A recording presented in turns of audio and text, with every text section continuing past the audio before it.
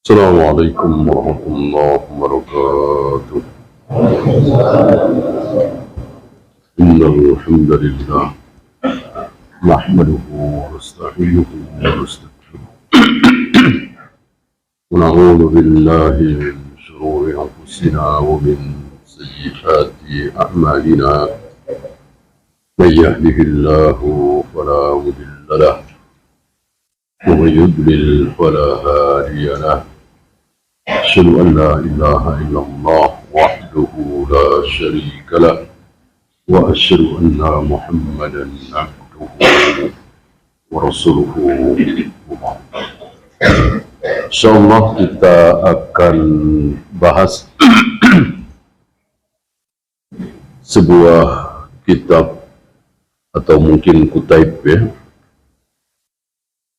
tentang akidah manhaj,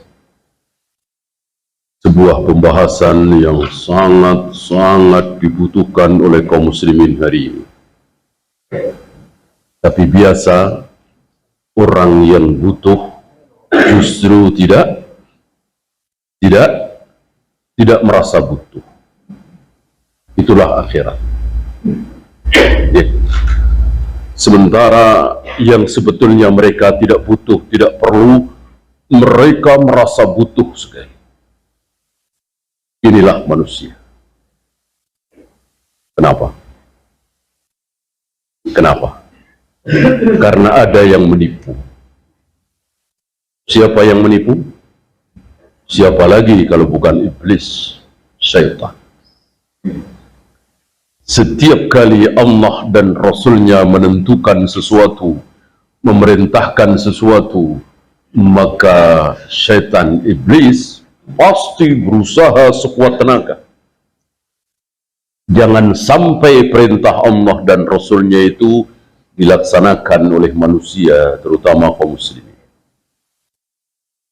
Jadi, ketika Allah dan Rasulnya mencaci maki dunia, mengecilkan dunia, meremehkan dunia, menyatakan dunia sebagai bangkai kambing, sampah, la'ibun walahun watafakurun bainakum, maka iblis tidak tinggal diam. Iblis menipu kita seolah dunia itu tujuan, dunia itu hijau, manis, membahagiakan. Inilah iblis. Nah, mungkin di antara antum ada yang merasa tidak butuh dengan ilmu akidah dan manhaj ini. Antum harus yakin bahwa itu bisikan iblis. Ya. Oh, saya lebih butuh dengan ilmu komputer misalnya. Saya lebih butuh dengan ilmu fisika misalnya. Kalau akidah manhaj sepertinya aku sudah paham. Yakinlah bahwa ini bisikan iblis. Saya ambilkan sebuah kitab yang ditulis oleh Ibnu Qudamah.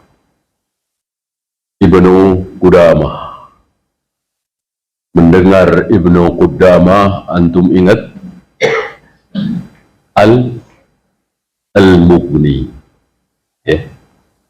Para imam, para pelajar mendengar Ibnu Qudamah, tentu yang diingat Al-Mughni. Sama ketika antum para pelajar mendengar Ibnu Hajar Al-Asqalani, maka yang diingat adalah Fathul Bari. Dan begitulah para imam. Jika antum mendengar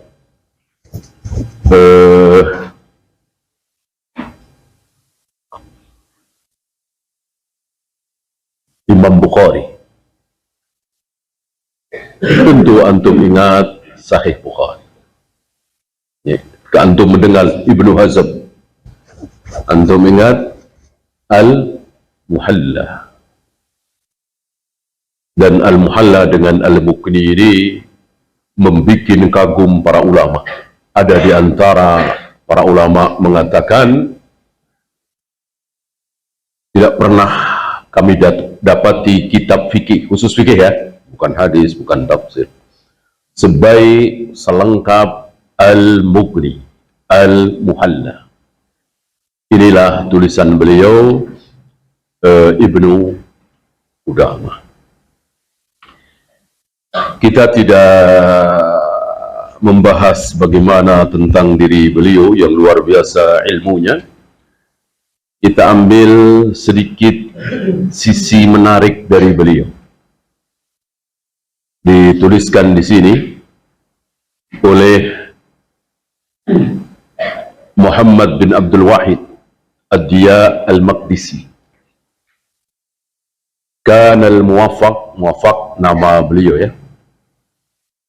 Kata Al-Muwaffaq ini hak, karena ini isim maf'ul yang ditolong. Yang batil adalah Al-Muwaffiq, ini nama batil, karena muwafiq berarti sang penolong, Allah Rabbul Alamin ya. Waffaqa yuwaffiqu, masdarnya taufiqan, taufik. Siapa yang berhak memberikan taufik, hidayatu taufik, hanya Allah. Maka Allah adalah Al-Muwaffiq. Kita semua hambanya Al-Muwaffaq, yang ditolong oleh Allah. Kan Al-Muwaffaq, Ibnu Qudamah ini, la yunadhiru ahadan illa wa huwa yatabassam. Tidak pernah ketika munadharah, berdebat dengan lawan debatnya, pasti selalu dalam keadaan tabassum. Apa? Tersenyum. Ini salah satu keistimewaan beliau. Kan ulama itu ada yang ya kayak kita lah. Ada yang sabar, ada yang senyum, ada yang galak. Ya. Bahkan para sahabat. Antum tahu siapa Abu Hurairah, Ibnu Mas'ud. Antum tahu bagaimana Umar bin Khattab, bagaimana Utsman bin Affan. Apakah berada dalam watak yang sama? Kan tidak. Menonjol di sini, menonjol di sini. Bahkan para nabi, para rasul. Para nabi, para rasul. Ya.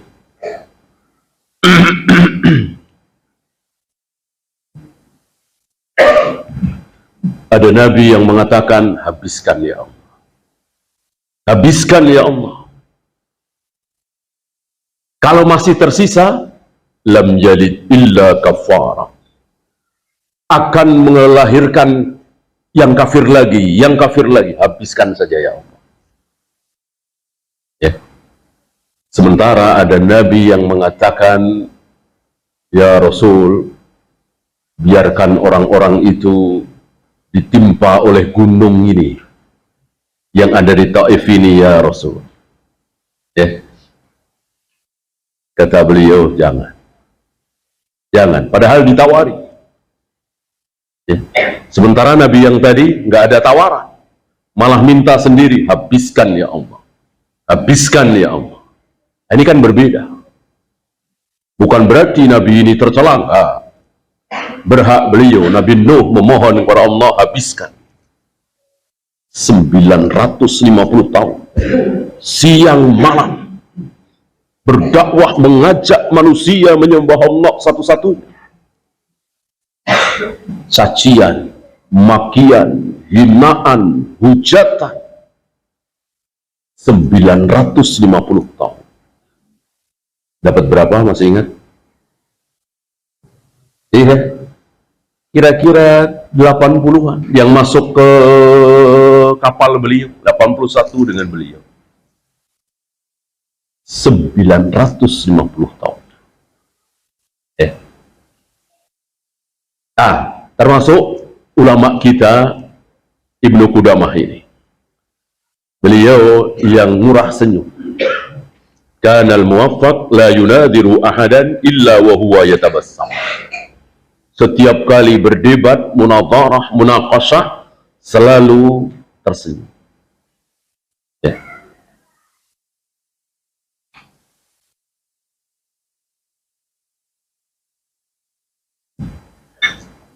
Dan ketika berdebat, dia selalu membawakan hujjah. Wa kana yafhamul khusuma bil hujaji wal barahim. Keluar burhan, hujjah, dalil, qala Allah wa qala Rasul. Dan begitulah ulama yang sebenarnya. Ya ada, ini menurut Imam Syafi'i, ini menurut Imam Bukhari, ini menurut Imam Malik. Itu bukan hujjah. Hujjah adalah qala Allah wa qala Rasul. Nah, ingat kaidah, ucapan atau pendapat seorang ulama tidak bisa membatalkan pendapat ulama yang lain. Ya sama-sama ulama. Ya sudah gantung gitu saja. Menurut Bukhari begini, menurut Muslim begini, menurut Imam Malik begini, menurut Imam Syafi'i begini, ya sudah, nggak selesai. Akan selesai ketika menurut Rasulullah begini, baru selesai. Barang siapa yang merasa tidak selesai, padahal sudah ada qala Allah wa qala Rasul, maka dia akan ditanya. Dia akan berhadapan dengan Allah dan Rasulnya nanti. Adapun berbeda dengan Imam Syafi'i, berbeda dengan Imam Bukhari, berbeda dari siapapun, nggak ada pertanyaan. Nggak ada pertanyaan, kenapa engkau dulu menyelisih Imam Syafi'i? Nggak ada. Kenapa engkau dulu menyelisih Imam Malik? Nggak ada. Bahkan seorang sahabat. Kenapa dulu engkau menyelisihi Umar? Nggak ada. Kecuali kesepakatan sahabat. Kan sahabat sudah sepakat untuk sholat tarawih setiap malam di bulan Ramadan. Kenapa engkau menyelisihi? Nah, ada pertanyaan seperti ini. Ya karena saya langsung ikut Rasulullah, ya Allah. Rasulullah kan cuma 2 malam atau 3 malam dalam sekali Ramadan itu. Aku mengikuti Rasulullah, aku nggak mau mengikuti ijma' sahabat. Sombong engkau. Yang lebih tahu tentang ibadahnya Rasulullah, engkau apa para sahabat? Tentu para sahabat. Para sahabat saja sepakat untuk berjamaah sholat tarawih setiap malam di bulan Ramadan. Kenapa engkau menyelisihi para sahabat? Adapun menyelisihi seorang sahabat, tidak. Biasanya sahabat yang lain berbeda. Ya. Insya Allah nanti akan dibahas lebih lanjut oleh beliau.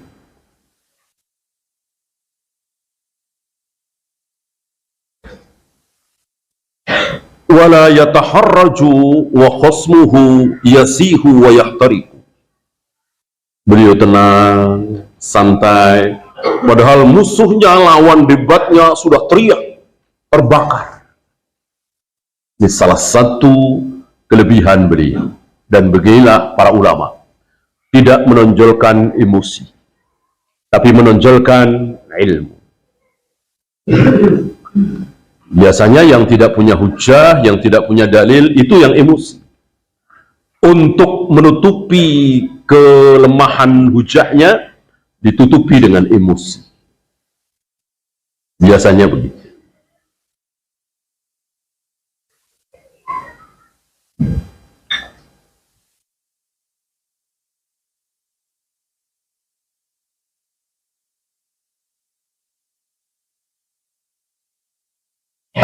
Ucapan ini bahwa beliau selalu berhadapan dengan lawan debatnya dengan senyum, ditanggapi oleh Al-Imam Az-Zahabi. Bal aktsaru man ayanna la yunadhiru ahadan illa wa yansam. Padahal kebanyakan dari kami ketika bermunazarah, berdiskusi, debat, itu bermuka masam, emosi, ya. Sementara beliau selalu senyum.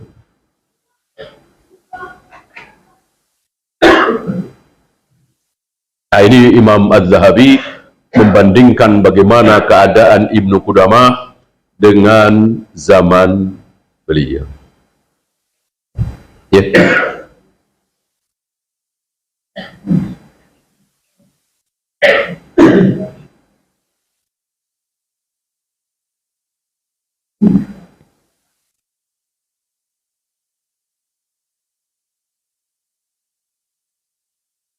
Pernah pada satu ketika, wa bakiyal muwaffaq yajlisu zamanan ba'dal jumu'ati lil munadharah. Setelah salat Jumat, beliau mengadakan munadharah, diskusi, munaqashah.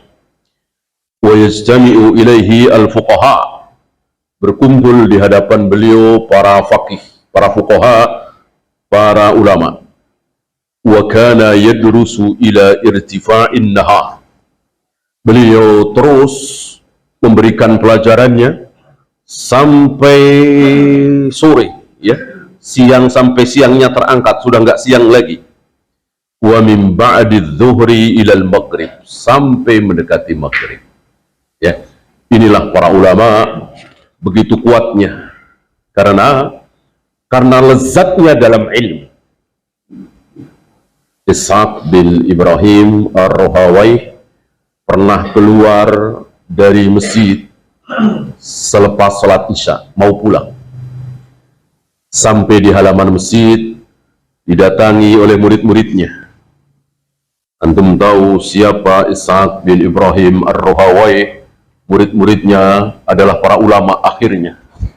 Salah satu muridnya adalah Al-Imam Al-Bukhari. Beliau banyak memuji Al-Imam Al-Bukhari. Ketika ada laporan bahwa Bukhari tidak mengetahui sebuah hadis, dengan entengnya Ishaq bin Ibrahim Ar-Rahawayh mengatakan, al-hadithul ladzi la ya'lamuhu al-Bukhari laisa bihadits. Hadis yang tidak diketahui oleh Bukhari berarti bukan hadis. Kalau Bukhari nggak tahu berarti bukan hadis. Ini sanjungan beliau kepada Al-Imam Al-Bukhari. Nah, beliau waktu itu keluar dari masjid mau pulang, tiba-tiba didatangi beberapa muridnya, bertanya tentang sesuatu, tentang ruwatul hadis, riwayatan dan seterusnya. Dijawab oleh beliau, tanya lagi, dijawab oleh beliau, terus tidak terasa sudah sampai waktu sahur menjelang subuh. Kenapa bisa seperti itu? Nikmat dalam ilmu. Ya, tidak seperti kita. Ya, geser sana, geser sini, nyender sana, nyender sini. Kita tidak diberi nikmatnya ilmu. Bentar lihat jam, bentar lihat jam. Ya, lama amat ini ya.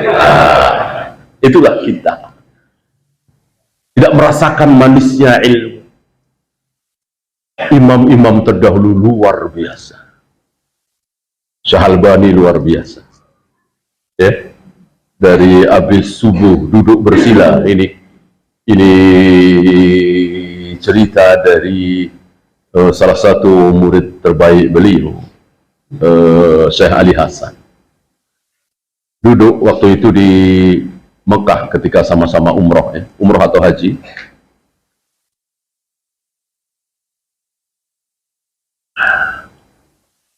Datang tentu para pelajar yang dari Yaman, dari Malaysia, dari Mesir, dari Indonesia yang bermanhaj salaf, tentu kenal siapa beliau. Datang bertanya, dijawab datang. Syekh Hasan sampai kira-kira waktu duha.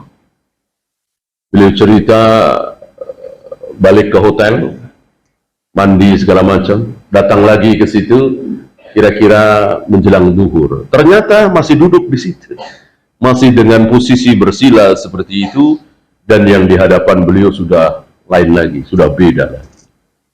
Inilah ulama-ulama kita. Malu kita, malu semalu-malunya kita kalau kita melihat mereka. Maka antum jangan lihat tetangga, saudara, teman yang nggak pada ngaji,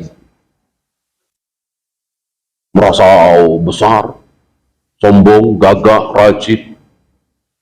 Ayo, seminggu bisa 2 kali, 3 kali ngaji. Merasa besar, cuman ngaji 2 kali, 3 kali seminggu. Ya, karena yang dilihat orang-orang fasik, orang-orang abna'ud dunia, orang-orang yang tidak mencari akhirat. Yang dicari adalah dunia. Kalau yang kita lihat imam-imam kita, para salafun saleh, malu kita, nggak ada apa-apanya. Pelajarilah sirah mereka, perjalanan hidup mereka. Insya Allah nggak ada rasa sombong kita. Yang ada justru semakin malu, semakin malu. Kecil sekali, nggak ada apa-apanya kita.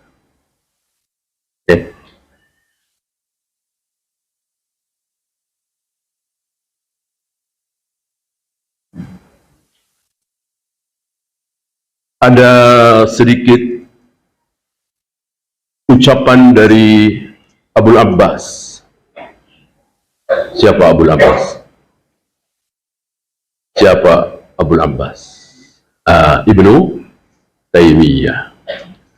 Beliau mengatakan, ma dakhala Syam ba'da al-Auza'i afqahu min asy-Syaikh al-Muwaffaq rahimahullah. Tidak ada ulama yang masuk ke negeri Syam. Syam meliputi Palestina, Syria, Lebanon. Sekarang berapa negara? Hari itu cuma satu provinsi, Syam. Tidak ada yang masuk ke negeri Syam. Ulama yang masuk negeri Syam setelah Imam Al-Auza'i yang lebih faqih, yang lebih alim dari Asy-Syaikh Al-Muwaffaq. Ini sanjungan dari seorang Syekhul Islam Ibn Taimiyah, Abul Abbas. Ya.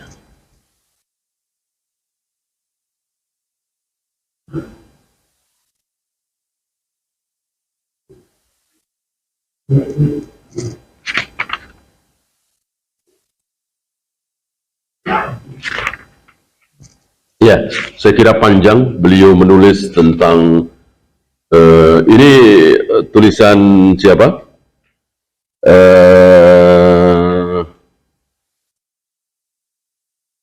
Soleh Al-Fauzan ya. Yang saya baca tadi tulisan Syekh Soleh Al-Fauzan. Berarti ini syarah dari beliau, Syekh Al-Fauzan. Beliau panjang sekali menulis tentang Ibnu Qudamah ini. Hanya saya bacakan yang tadi, guru-gurunya, murid-muridnya, dan seterusnya. Lumayan panjang. Kita langsung masuk ke awal kitab. Beliau awali dengan apa kira-kira? Bismillahirrahmanirrahim. Hampir seluruh kitab para salaf dan juga para khalaf diawali dengan Bismillahirrahmanirrahim. Mengikuti, mencontoh Al-Quran. Al-Quran dimulai dengan Suratul Fatihah. Suratul Fatihah diawali dengan Bismillahirrahmanirrahim. Sama dengan Suratul Baqarah diawali dengan Bismillahirrahmanirrahim. Sama dengan surah Ali Imran, An-Nisa, Al-Ma'idah, Al-An'am, Al-A'raf, terus sampai terakhir An-Nas, selalu diawali dengan Bismillahirrahmanirrahim. Maka keliru kalau antum baca sebuah surat dari awal, kok tidak baca Bismillahirrahmanirrahim.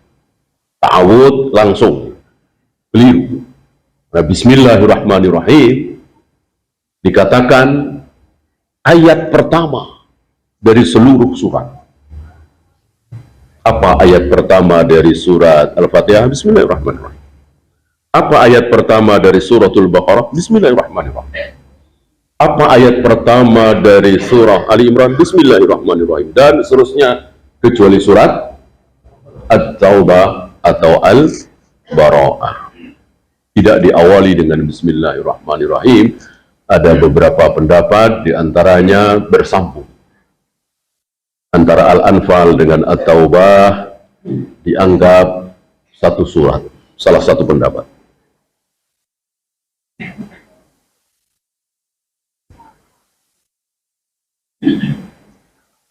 Kalau tidak salah pernah kita bahas di majelis ini tentang Bismillah atau Bismillahirrahmanirrahim. Apapun yang Nabi contohkan membaca dengan Bismillah, maka tidak boleh kita baca dengan Bismillahirrahmanirrahim. Mau makan, mau minum, mau wudhu, ya, Nabi hanya mencontohkan Bismillah. Maka menambah Ar-Rahman Ar-Rahim tidak benar. Mencontoh Nabi adalah yang terbaik. Tidak bisa kita katakan Bismillahirrahmanirrahim, apapun yang terjadi lebih baik dari Bismillah. Tidak bisa. Kita katakan yang dicontohkan oleh Nabi pasti yang terbaik. Ini kaidah. Karena tidak mungkin Nabi mencontohkan yang kurang baik. Masih ingat Al-Barra bin Azib yang mengganti nama kata-kata Nabi dengan kata-kata Rasul, kan lebih baik. Doa menjelang tidur itu yang lumayan panjang itu. Dan di dalamnya ada kalimat amantu binabiyyika alladzi arsalta. Aku beriman dengan Nabi yang telah engkau utus. Al-Barra bin Azib berinisiatif, berijtihad mengganti lafaz Nabi dengan Rasul, kan lebih baik. Kan yang dimaksud beliau Muhammad sallallahu alaihi wasallam. Karena beliau Nabi dan juga Rasul. Kalau beliau disebut sebagai Nabi, bagus. Kalau beliau disebut sebagai Rasul, tentu lebih bagus. Karena Rasul pasti Nabi, Nabi belum tentu Rasul. Rasul cuma 313, Nabi kan 124.000. Rasul lebih mulia. Maka ketika beliau disebut sebagai Rasul, tentu lebih baik, kan?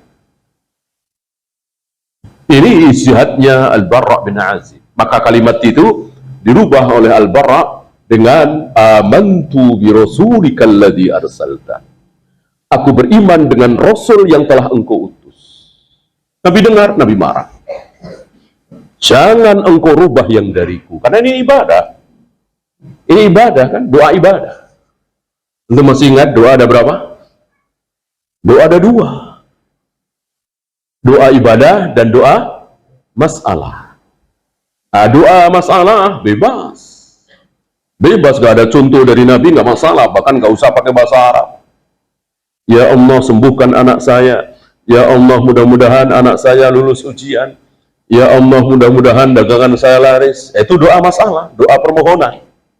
Bebas, tidak harus mencontoh Nabi. Tapi doa ibadah harus mencontoh Nabi SAW. Apa? Apa? Apa contoh?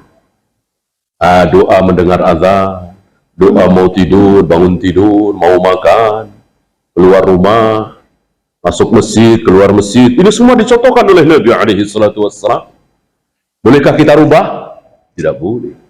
Bolehkah kita ucapkan dalam bahasa Indonesia? Tidak boleh. Ya. Antum mau makan atau minum dengan nama Allah. Ya, nggak ada sunnahnya. Keliru. Karena mukjizat kata-kata bismillah itu. Bahwa artinya dengan nama Allah betul, tapi sudah beda. Karena itu doa ibadah. Harus sama persis, tidak boleh diterjemahkan. Tahu terjemahannya, tahu maksudnya bagus. Tapi diucapkan dalam bahasa Indonesia, bahasa Sunda, bahasa Jawa, bahasa Inggris, tidak boleh, haram. Termasuk ayat-ayat Al-Quran.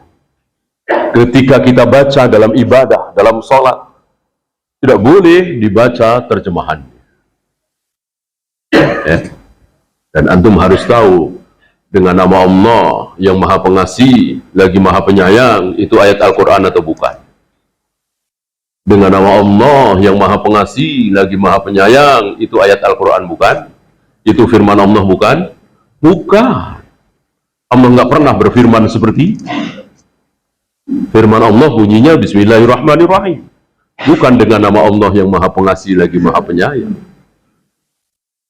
Ya. Ketika diterjemahkan, sudah tidak mengandung mukjizat lagi. Sudah tidak berpahala lagi. Ya, kecuali ingin tahu apa maksudnya. Ya.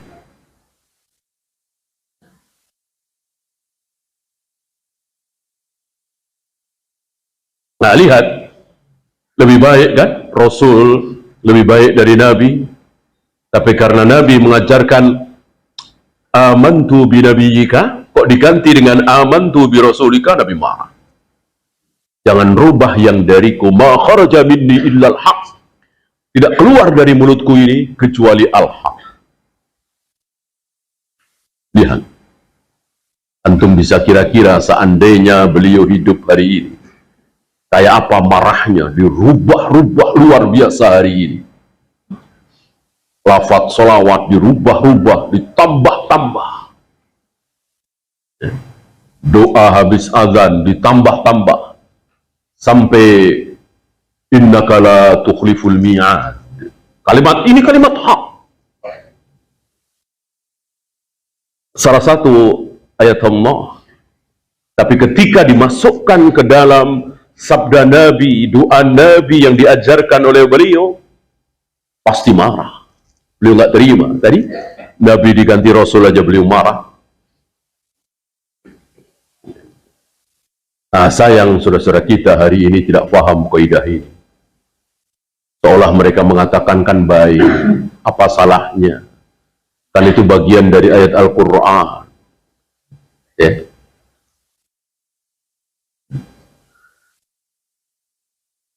Kecuali yang beliau tidak contohkan.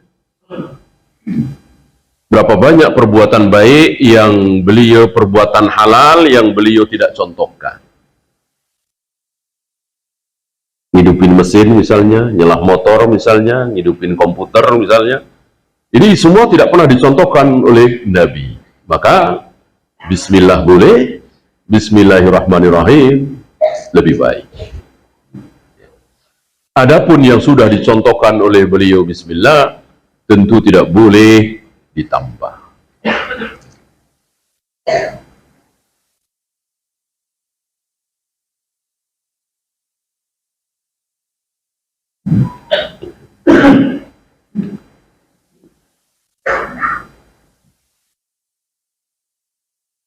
Kita langsung sarahnya ya. Sekali lagi dari Syekh Fauzan. Fahadhil aqidatu al-musammah bi lum'atil i'tiqad.